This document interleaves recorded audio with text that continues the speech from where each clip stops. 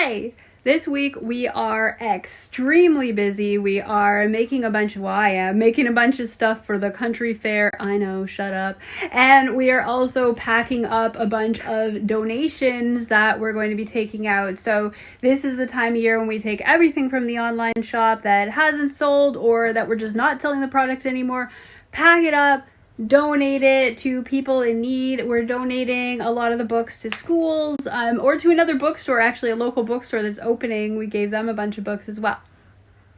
I don't have a lot of time, so here's the video I'm making this week. Listen, do you ever get bored, like really bored at work or school? Me too, super relatable. Here's what we're going to do about that. I'm going to teach you guys how to make a rubber band ball. I have heard that this is something that everybody in my generation knows how to do, but you guys lack the skills, and I think that's very sad. Guys, look, this is the real way to make a rubber band ball, okay? You buy one, you can buy them. You can buy them on my website. You can buy the authentic ones on my website, www.ecoasylum.com. The point is, you can buy them at stores, and what they do is they use a rubber ball for the center, and that's cheating, and it is horrible, and they should not be allowed to get away with it.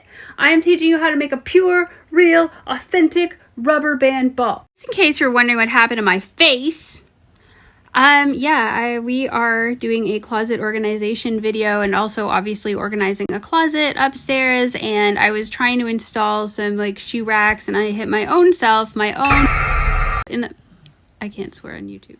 I hit my own self in the face with a hammer, and now I can't go out with anyone, especially I can't hang out with guys because it is just assumed that they did it. So yeah.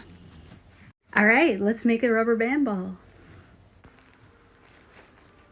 The items you're going to need for this tutorial, it's going to be crazy expensive, but you're going to need one package of rubber bands. I bought this one at the Dollarama for $1.25. You're going to want the slightly bigger, longer ones in the office supplies section.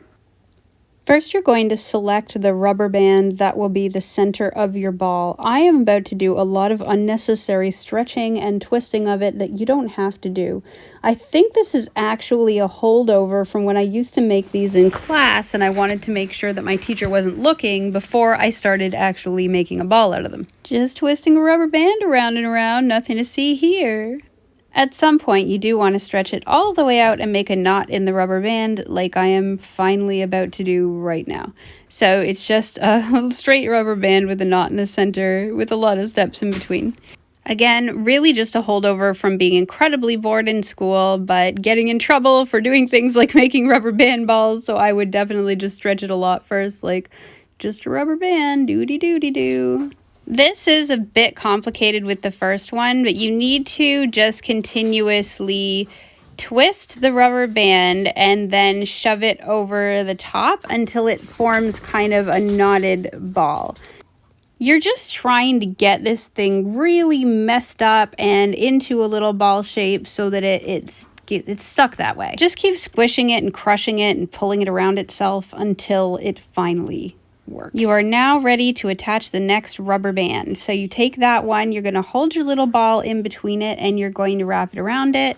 Again, just twist it, put it over, twist it again, put it over again. Be really careful you hold the little rubber band ball kind of securely, because I have had these go flying. Especially if you're making this in class or at work, you want to be really careful that it doesn't go flying, because if it does go flying and you accidentally hit Becky in the back of the head with it, you are going to end up getting rubber bands banned for absolutely everyone, and you're going to have to try and figure out how to amuse yourself with pencil, crayons, and paper clips, and nobody wants that.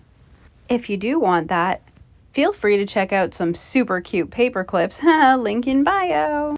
While you're doing all this twisting and pulling with the first couple of rubber bands, all you're trying to do is kind of get them stuck to each other so they won't come loose. And if you see any pieces hanging out of the outside, you're going to twist those out and put them over. It won't look like a ball yet. It won't look like a ball for a while. Just keep putting it around, twisting it once, putting it over, putting it around, twisting it once, oh, there it went flying. Luckily, it went flying toward me. Also, luckily, I'm not sitting in an office or a classroom right now. What was middle school like when you were a kid? When I was a kid, the coolest things you could possibly have were like lip smackers, those little baby bottle necklaces that they used to have, the soothers, although some people went too far and actually stuck them in their mouths, so that was weird. Tamagotchis, trading cards, those little spinning tops before they started calling them Beyblades, Skip-Its. The other day I was at a bookstore and I found this vintage book that listed a bunch of different playground games. There were over 100 playground games that you could play using the lines that are painted on your average school playground. It got me thinking about the lost knowledge of childhood. Like, by the time that I went to school, we only knew how to play 3, maybe 4 of those games, and it wasn't because any of the teachers taught them to us. It was just knowledge that was passed down from generation to generation of kids. It made me wonder about some of my old friends and the kids that I used to hang out with on the playground at school.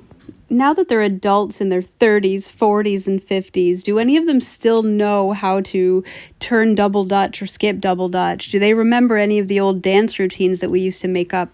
Do they still know how to make the intensely elaborate friendship bracelets that used to make me jealous because I could never do X's and O's or write somebody's name and they could?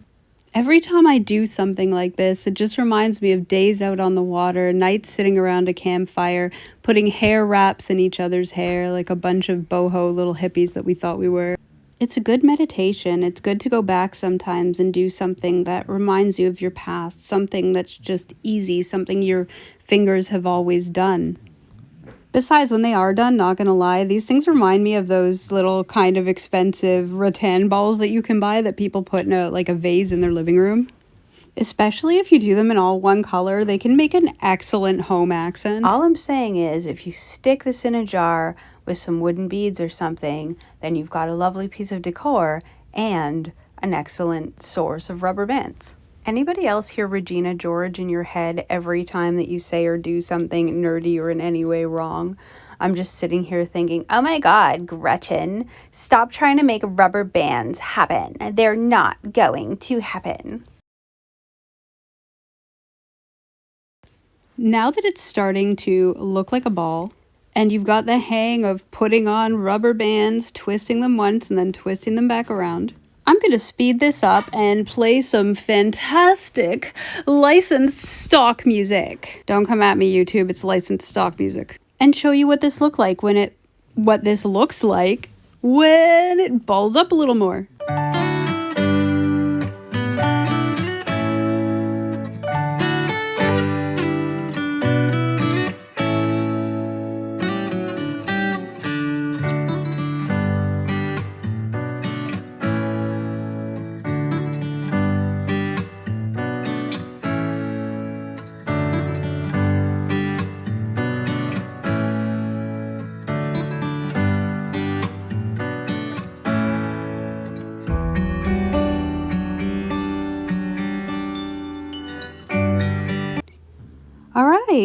Once you've got it to this size, you could definitely leave it at this point, or you can make it bigger, or you can make it ridiculously large. You can make these as large as you can stretch the very last rubber band, and they make some very big rubber bands. This is just the size I used to leave them in school because they were good for like wall ball and handball. Games nobody has played since 1902 when I was born, because obviously I'm a vampire. No, I was just super into old-fashioned playground games, and I want to say I had no friends, but actually I had one friend, but he did reenactments, so he played the piccolo. My other 2 best friends were OFSA swimmers. Their afternoons were mostly filled up with practices, and they didn't have a lot of time to be any kind of an influence on me. Now I have a rubber band problem, but it's really more of a rubber band solution. Am I oversharing? Let's just have some more stock music and skip to the end of the video.